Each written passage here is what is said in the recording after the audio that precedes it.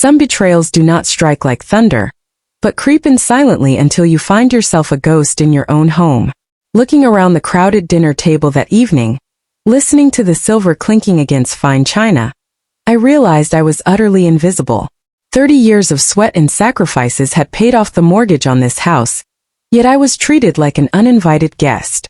My name is Evelyn, and at 68 years old, I learned that disrespect often wears the sweetest smile. My son Julian sat quietly across from me, focused entirely on his dinner plate while his wife, Chloe, raised her glass high. She thanked the dinner guests for celebrating their success, claiming they had worked so hard to build this wonderful life together for themselves. Chloe tilted her head toward me with a sharp little laugh, adding that they appreciated me letting them stay there. A few guests shifted uncomfortably, but her next words sliced through the room like a razor blade. She casually announced that I was not really family anymore, but merely their live-in landlord. The entire room went dead silent. I slowly turned my eyes to my son, waiting for him to defend the mother who raised him. Julian simply kept staring at his food, refusing to meet my eyes or say a single word of objection. His quiet spinelessness hurt far worse than his wife's sharp tongue, proving that my presence in my own home meant absolutely nothing to him. 3 years ago, after my husband passed away, Julian convinced me that living alone would be too lonely. He suggested moving in with Chloe so they could help take care of the property and support me. At the time it felt like a blessed relief, but slowly, my home began to transform into something completely unrecognizable. Chloe took over every single room, stripping away decades of precious family memories without permission. Photos of my late husband disappeared into dusty attic boxes, while my favorite furniture was tossed aside into storage. She eventually pushed me out of the master suite, claiming the downstairs guest room would be much easier on my aging knees. Despite being stripped of my space, I continued paying for everything behind the scenes. Property taxes, utility bills, maintenance fees, and weekly groceries were all covered entirely by my retirement fund. Whenever my son tried to express gratitude, Chloe quickly reminded him that they needed to hoard their own money for their upcoming future. Sitting at that dinner table, watching my daughter-in-law smirk while my son stayed silent, something inside me broke. I stood up calmly, picked up my glass of water, and smiled gently at the shocked faces around the table. I softly remarked that if I was truly just a landlord, they should no longer expect me to cover their bills.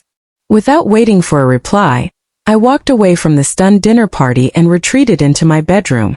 The heavy oak door closed behind me, shutting out the awkward chatter echoing from the dining room.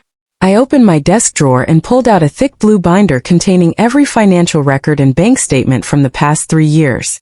Spreading the documents across my bed, I calculated the massive fortunes I had spent supporting 2 fully grown adults.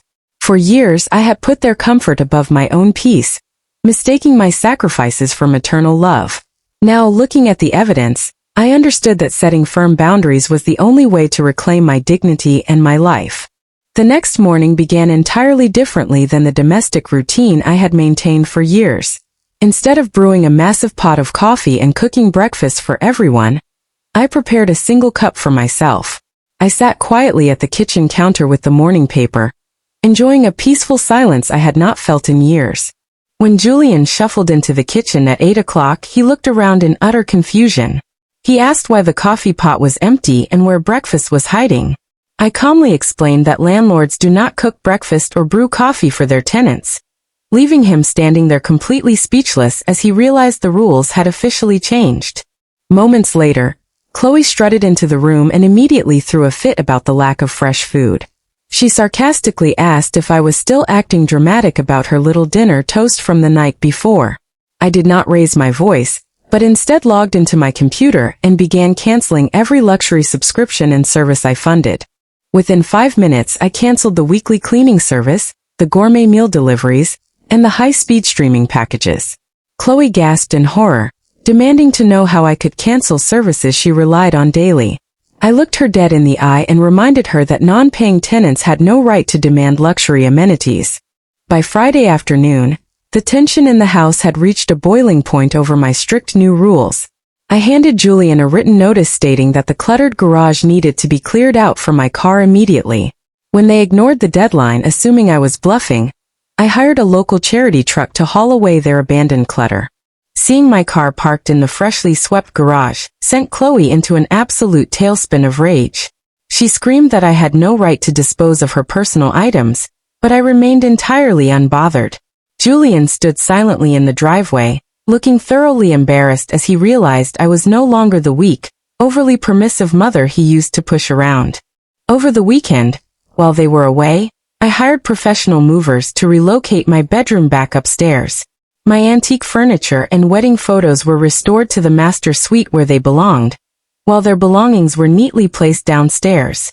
I locked my new sanctuary and prepared a formal lease agreement complete with monthly rent calculations. When they returned and discovered the room swap, Chloe nearly burst a blood vessel demanding an explanation. I handed them the lease papers, offering them a choice to either start paying fair rent or find an apartment within 30 days. Julian held the papers with trembling hands, finally understanding that his comfortable free ride had come to a permanent end. 2 weeks later, a real estate agent arrived to appraise the house so I could put it on the market. Seeing the agent taking measurements finally broke Julian out of his self-absorbed bubble.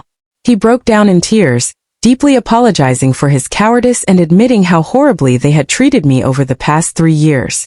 I accepted my son's apology, but I held firm on my decision to sell the house and move forward.